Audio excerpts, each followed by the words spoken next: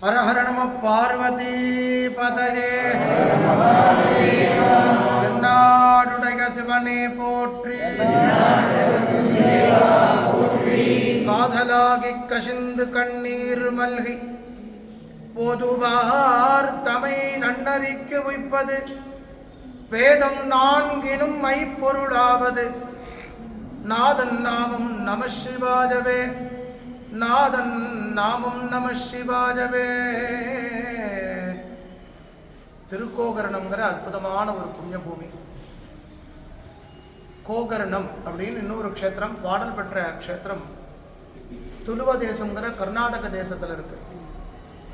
அதேவருடைய பேரில் திருக்கோகரணம்னு புதுக்கோட்டையில் அமைஞ்சிருக்கக்கூடிய குடவரை கோவில். குடவரை கோவில் சோழர்களுடைய காலத்துக்கும் முற்பட்டது. இந்த குடவரை கோவில்களை பார்த்தோம் அப்படின்னா அந்த கோவிலை உள்ளுக்குள்ள இருக்கக்கூடிய மூர்த்தியை பிரதட்சணம் பண்ணிட்டு வர முடியாது. அது மாதிரி ஒரு 75 வருஷம் கட்டப்பட்ட ஒரு கோவில் இது. குடைந்து கட்டப்பட்டு தரப்பட்ட ஒரு அழகான கோவில். ஸ்தல புராணம் ஸ்தல மகாத்மியம் தேவலோகத்தோட சம்பந்தப்பட்டது. தேவலோகத்தில் தேவ சபையில் காலையில் பூஜை முடிஞ்ச பிற்பாடு நித்தம் தேவராஜா கிட்ட எல்லாரும் வருவார். அப்படி தேவராஜாவை பார்க்கறதுக்கு வரதே ஒரு நாள் காமதேனு தாமசம் ஆயிடுது. காமதேனு தாமசம் ஆகிறதுக்கு காரணம் என்னன்னா சிவ பூஜை பண்ணிட்டு இருந்தது. தன்னையே மறந்து விடுது. தன்னை மறந்து போன நிலையில ஆஹா தேவராஜாவை பார்க்க போகணுமென்னு பூஜையெல்லாம் முடிச்சு கிளம்பி போகிறது ரொம்ப தாமசமாயிடுது. என்ன ஒரு காரியத்துக்கு போனாலும் சரியான காலத்துக்கு போகணும். காலத்தை தவறிட்டோம்னா அதற்கு உண்டான தண்டனை உண்டு. தேவராஜா பார்த்தார், இந்த சபையில் இவ்வளோ தாமசமாக வரலாமான்னு. அதனால பூமியில் போய் பிறக்கணும்னு ஒரு சாபத்தை கொடுத்துட்டார். தேவலோகத்தில் இருந்த காமதேனு பூமியில் வந்து பிறக்கிறது.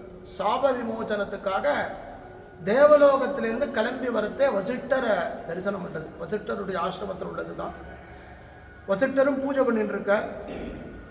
காமதேனுக்கு கவலைப்படாத, வகுலாரண்யம்னு ஒரு திவ்யக்ஷேத்திரம் இருக்கு.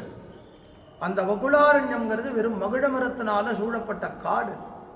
அந்த இடத்துல போய் நீ தபஸ் பண்ணு, உனக்கு அனுகிரகம் உண்டு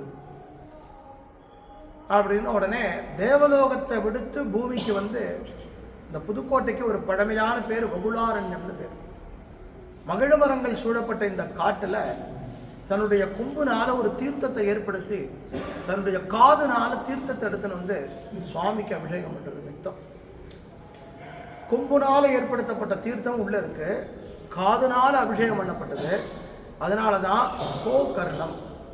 கர்ணம் காது, கோ பசுமாடு. அதனால இந்த க்ஷேத்திரத்திற்கு கோகர்ணம், திருக்கோகர்ணம் அப்படின்னு பேர். இப்படி ஒரு நாளும் அபிஷேகம் பண்ணிகிட்டே இருக்கு. ஒரு நாள் சுவாமிக்கு அபிஷேகம் எடுத்துட்டு தீர்த்தம் எடுத்துட்டு வருது. பசுமாட்டினுடைய காதல ஜலம் சேர்த்து நம்ம புரோட்சனம் பண்ணிட்டா கங்கா அபிஷேகத்துக்கு சமானம். எடுத்துட்டு வரத்த எதிர்த்த மாதிரி ஒரு வியாக்கிரம் இன்னும் வழிமுறைச்சிடுது புலி. 2 பேரும் அது பேசக்கூடிய தன்மை. பசுமாடு சொல்லித்தான், நான் சிவ பூஜைக்கு போறேன், நீயோ காலையில் பசிக்கிறதுன்னு என்னை சாப்பிடணும்னு வந்துட்டேன், ஒரு 3.25 நாழிகை காத்துன்றேன், அதுக்குள்ள நான் வந்துடுறேன். அதெல்லாம் முடியாதுங்கிற. 2 பேரும் வாக்குவாதம் மறந்து வரும். தயவு செஞ்சு காத்துன்றதுன்னு கெஞ்சி வந்து இங்கே வந்து பூஜையெல்லாம் முடிச்சுட்டு திரும்பி வந்துட்டு, நிஜமா நீ வந்துட்டே பொய் சொல்லி ஏமாத்திட்டு போயிடுவேன்னு நான் நினச்சேன், நிஜமா நீ வந்துட்டே இந்த என்ன நீ சாப்பிட்டுக்கோ அப்படின்னு தான். நான் சாப்பிட்றதுக்காக வரல, நான் யார் தெரியுதானே தெரியல, கவலைப்படாத, உனக்கு சாப விமோசனம் பண்ணுறதுக்காக வந்திருக்கேன்னு தன்னுடைய வடிவத்தை காமிச்சாராம் சுவாமி. அங்கே ஒரு ஆசிரமம் இருந்திருக்கு, கபிலாசிரமம்னு ஒரு ஆசிரமம். கபில முனிவர் தபஸ் பண்ணார். கபில முனிவர் ஒவ்வொரு நாளும் இந்த பசுமாடு இந்த தன்னுடைய காதுனால தீர்த்தத்தை எடுத்துன்னு போகிறத பார்த்துட்டே இருந்திருக்க. அவர் பரமேஸ்வரன்ட்ட சொல்லியிருக்கார், பரமேஸ்வரா உனக்கு பூஜை பண்ணுறதுனால அதற்கு சாபம் ஏற்பட்டது, அதற்கு ஒரு சாப நிவர்த்தி பண்ணப்படாதான்னு அவர் சுவாமியை பிரார்த்தனை பண்ணதுனால அவர் பேரிலேயே ஒரு சுவாமி வந்து அவளை காப்பாற்றிருக்கார்.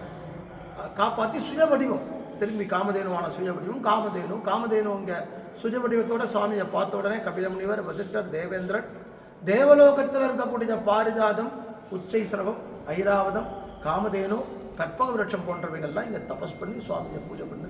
அதனால் இந்த ஊருக்கு திருக்கோகரணம்னு பேர். சுவாமிக்கு கோகர்ணேஸ்வரர் அப்படின்னு ஒரு பேர், மகாபலேஸ்வரர்னு ஒரு பேர். இங்கே இருக்கக்கூடிய அம்பாள் தான் பிரகதாம்பாள். மங்களநாதர்னு ஒரு பேர். இந்த க்ஷேத்திரத்தில் என்ன அப்படின்னு கேட்டாக்க, ருதுவாகாத ஸ்திரிகள், அந்த காலத்தில் இப்போலாம் ஏதோ மெடிக்கல் சயின்ஸ் வந்துடுது இல்லையா, அந்த காலத்தில் ருத்துவாகலைன்னா பெத்தவா ரொம்ப கஷ்டப்பட்டுருவோம். இந்த ருதுவாகாத ஸ்திரிகளை என்ன பண்ணுவாங்கன்னா இந்த க்ஷேத்திரத்தில் கொண்டாந்து 3 நாளைக்கு மஞ்சள் அரைச்சு அம்பாளுக்கு மஞ்சள் காப்பு பண்ண சொன்னாக்க அதுலேருந்து 45 நாளில் ருதுவாயிடுவோம். அம்பாளுக்கு மங்களநாயகின்னு ஒரு பேர், பிரகதாம்பாள்னு பேர். இதெல்லாம் விட இந்த ஊருக்கு ஒரு சிறப்பு, புதுக்கோட்டைன்னு உடனே நிறைய பேருக்கு குலதெய்வம் இங்கே இருக்கக்கூடிய அம்பாள் பிரகதாம்பாள். நிறைய பேருக்கு வரப்பிரசாதி அரக்காசம்மன் அப்படின்னு சொல்லக்கூடிய தேவி இவள் தான். இந்த அரக்காசம்மன் அப்படிங்கிறதுனுடைய மகத்துவம் என்ன அப்படின்னா, புதுக்கோட்டை சமஸ்தானத்தினுடைய ராஜா அவர் ஆட்சி பரிபாலனம் பண்ணுற அந்த சந்தர்ப்பத்தில் ரொம்ப முக்கியமான ஒரு பட்டயம் ஒன்று காணப்படுது. தேடி பார்க்குறேன், தொலைகிறதுக்கான வாய்ப்பே கிடையாது. அப்போல்லாம் கருவூலத்தில் கொண்டு போய் ரொம்ப ஜாக்கிரதையாக வைப்பான். இன்றைக்கி நம்ம லாக்கர் இருக்க மாதிரி அந்த காலத்தில் மந்திரி தேடுறார், ராஜா தேடுறார், எல்லாம் செதறி போய் கிடக்கு, ஒன்றுமே புரியல. மறுநாள் காலையில் பொழுது ஒடிஞ்சோட அம்பாள்கிட்ட வந்து கதற, தாயே ஒன்றுமே முடியல, காரியம் ஆக மாட்டேங்குது, ரொம்ப அது முக்கியம், சம்ஸ்தான சம்மந்தப்பட்ட விஷயம் இது, இந்த பட்டயம் காணணும், என்ன பண்ணுவேன்னு தெரியல, உனக்கு ஒரு 1/2 காசு தரேன்னு எனக்கு உனக்கு காப்பாற்றப்படாதா அப்படின்ட்டு தன்னுடைய கழுத்தில் போட்டுருக்கக்கூடிய காசு மாலையிலேருந்து ஒரே ஒரு காசை கட்டி அம்பாள் பாதத்தில் வச்சு பிரார்த்தனை பண்ணிட்டு தன்னோட மாளிகைக்கு போகிறார். அரண்மனை உள்ளுக்குள்ளே நுழைஞ்சா அவருக்கு ஞாபகம் வந்துட்டான். ஒரு நாளைக்கு எடுத்துட்டு போய் தங்கி இருக்கக்கூடிய அந்த புறத்தில் ஜாக்கிரதையாக வச்சுருக்க அந்த இடத்துல கிடச்சிதான். அங்கேருந்து அம்பாளை பிரார்த்தனை பண்ணுற. அதனால் அந்த அம்பாளுக்கு அரக்காசம்மன் பேர். பெரிய வரப்பிரசாதி. தொலைந்த பொருட்கள் எல்லாம் தொலைந்த இடத்துல எந்த இடத்துல தொலைச்சோமோன்னு இந்த அம்பாள் காட்டி கொடுத்துருவாள். அதனால் அரக்காசம்மன் பேர். அரக்காசை நம்ம ஆற்றுல வச்சுட்டு இருந்தாலே நமக்கு ரொம்ப சுபிட்சம் உண்டு. அந்த காலத்துலலாம் தங்க காசு இருந்தது, அப்புறம் வெள்ளி காசாச்சு, அப்புறம் செப்பு காசாச்சு. நம்மளுடைய அரசே அரக்காசுன்னு ஒரு செப்பு காசு போட்டு ரொம்ப வருஷத்துக்கு முன்னாடிலாம் கூட கொடுத்துட்டு இருந்தா. அவ்வளோ ஒரு மதிப்பான ஒரு க்ஷேத்திரம், அழகான கோவில். உள்ளுக்குள்ளே பார்த்தோன்னா பிள்ளையாரே பிரமாதம் இருப்பார் சுவாமி சன்னதியில். எல்லா மூர்த்தியுமே பார்த்தீங்கன்னா ரொம்ப அழகாக இருக்கும். புடைப்பு சிற்பத்தோடு இருக்கக்கூடிய உன்னதமான கோயில், ஆனந்தமான தரிசனம். ஹர நம பார்வதி பதே மகாதேவ.